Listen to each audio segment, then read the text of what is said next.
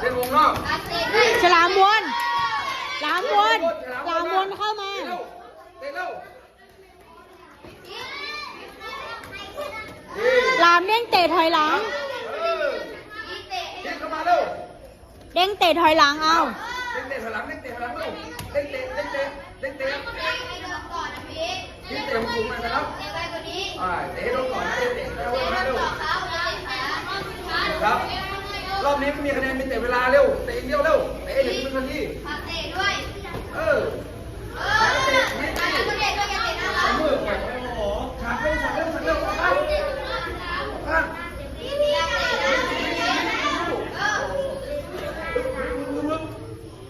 วนฉลามวนฉลามวนเข้ามา เตะนะแกล้งเตะเร็วยิงก่อนสูงโอเคเอาบอล